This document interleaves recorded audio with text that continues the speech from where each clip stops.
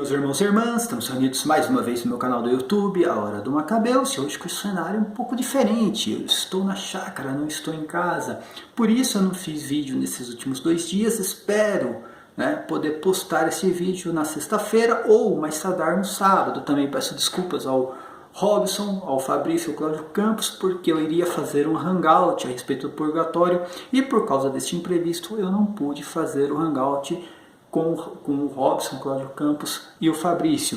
Espero que semana que vem a gente possa fazer o hangout a respeito do purgatório, pois estão me cobrando este tema. Hoje eu quero falar sobre um tema bem específico, eu quero falar sobre aquele versículo pensado do Evangelho de São Lucas, onde diz assim: mas quando vier o Filho do Homem, acaso achará fé sobre a terra? Um versículo muito usado pelos hereges católicos, aqueles que se excomungaram da igreja. Eu não vou aqui falar o nome, tá? Se excomungaram da igreja e dizem que o Papa é o antipapa, diz que o Vaticano não é mais o Vaticano, enfim, eles usam esse versículo aqui para justificar a heresia, dizendo que o mundo está perdendo a fé e Jesus Cristo está voltando, e a igreja também perdeu a fé, o Papa não é mais o Papa, se justificando em cima de um versículo isolado, retirado do seu contexto. Os futuristas, os protestantes futuristas também usam esse texto aqui para dizer que Jesus Cristo vai voltar e vai ter toda aquela tribulação que já aconteceu lá no primeiro século, no ano 70 depois de Cristo. O que acontece? Esse versículo, ele vem depois de uma parábola de Jesus Cristo do juiz, do juiz ímpio. Tá? Eu não vou citar aqui a parábola, mas o que acontece? A parábola, ela vem depois em que Jesus Cristo cita as tribulações. Prestem atenção que Jesus Cristo ele vai dizer assim, lá em Lucas, no capítulo 17, dos versículos 20 ao 37.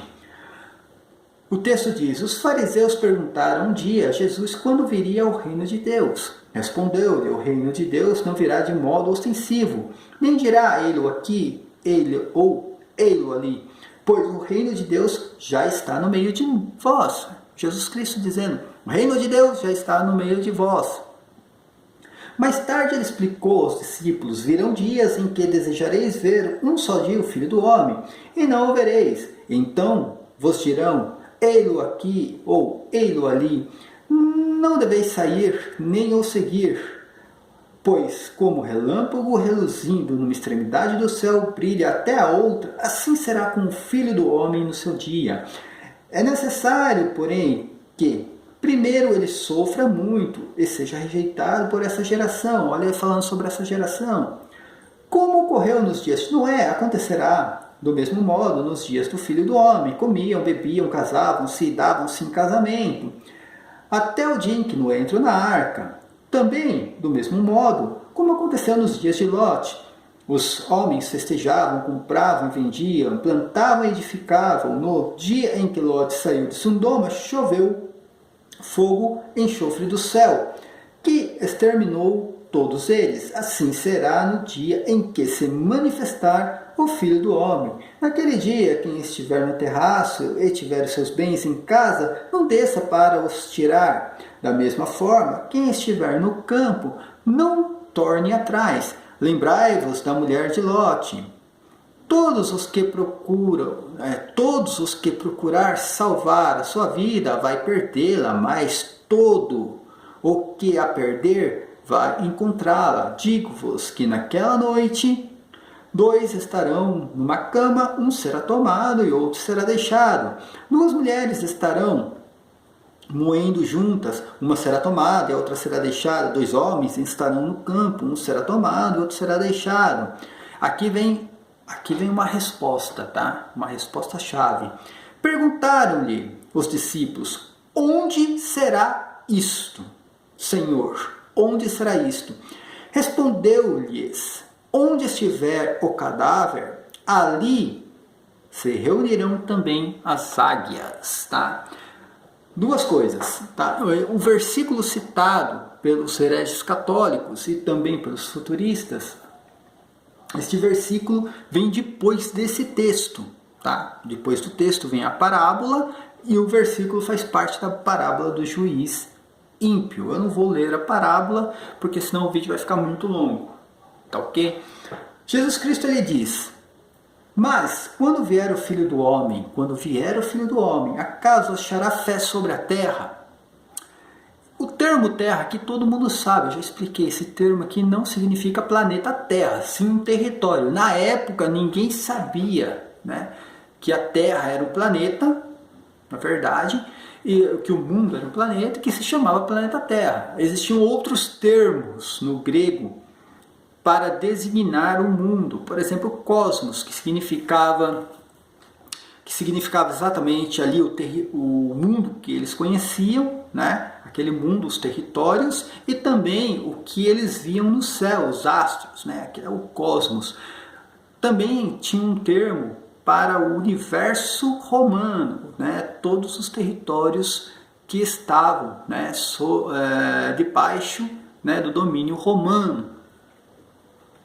Enfim, existiam outros termos. Esse termo terra significa território, todo mundo já sabe, eu já expliquei isso, que significava o território de Israel. O importante aqui é que Jesus Cristo estava citando a sua vinda em juízo contra Israel, citando o mesmo texto aqui de Mateus 24, quando Jesus cita, né, seu juízo contra Israel. Quando ele fala aqui sobre os dias de Noé, quando ele fala sobre os dias de Lot, ele está fazendo aqui uma comparação com as tribulações, né? Quando iriam ocorrer, né? As tribulações.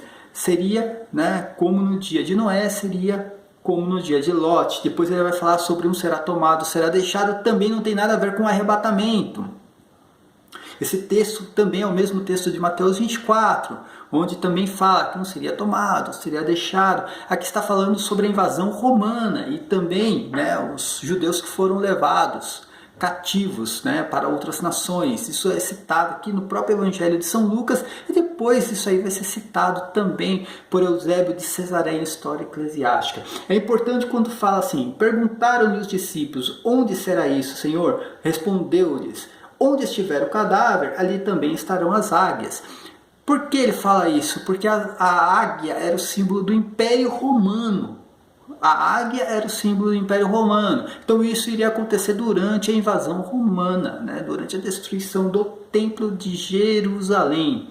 Tá? Então assim, todo o texto aqui se refere apenas à vinda de Jesus Cristo em juízo. Como eu já expliquei em outros textos, a vinda de Cristo em juízo contra Israel, ele está trazendo algo, que seria o quê? Estava trazendo o juízo, o castigo contra Israel. A volta de Cristo no juízo final, tá? A sua volta no fim dos tempos, tá? Ele está tirando algo, que ele vai vir o quê? Recolher a todos os justos.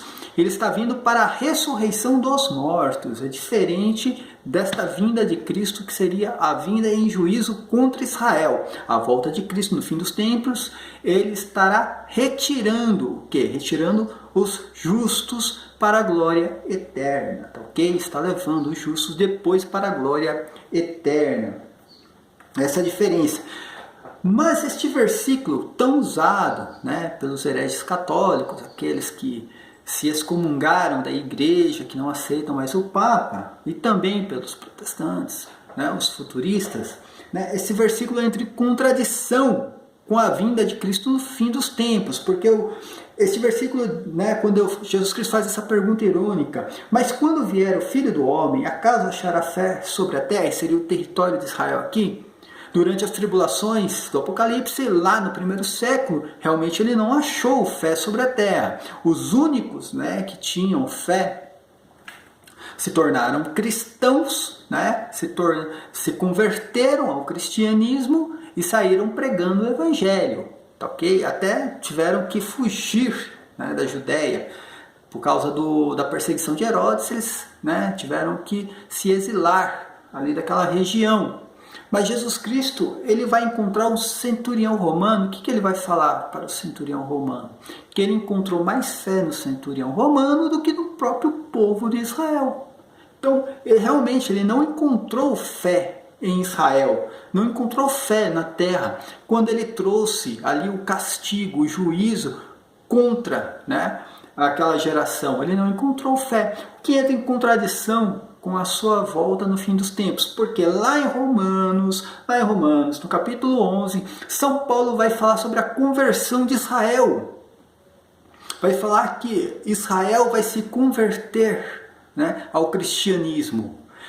Existem algumas profecias, né, existem algumas profecias que dizem, não dentro da Bíblia Sagrada, tá, entre os santos da Igreja Católica, que os judeus ainda, né, eles se converterão e serão grandes evangelizadores, tá? Eles irão evangelizar, tá, okay? Mas isso depois da conversão, que não tem nada a ver com reconstrução do terceiro templo de Jerusalém, sei lá, algum sacrifício. Cara, não tem nada a ver com reconstrução. Esse tal do terceiro templo de Jerusalém não vai ser reconstruído, não existe isso, tá? Nunca vai ser reconstruído.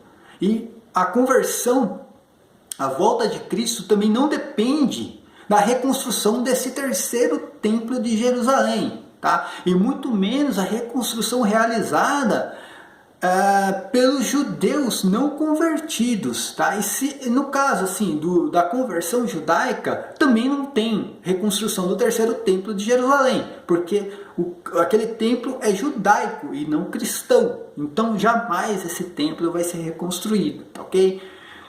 Mas o que eu estou explicando aqui nesse texto é que esse texto aqui, né, quando Jesus Cristo diz: quando vier o Filho do Homem, acaso achará fé sobre a terra?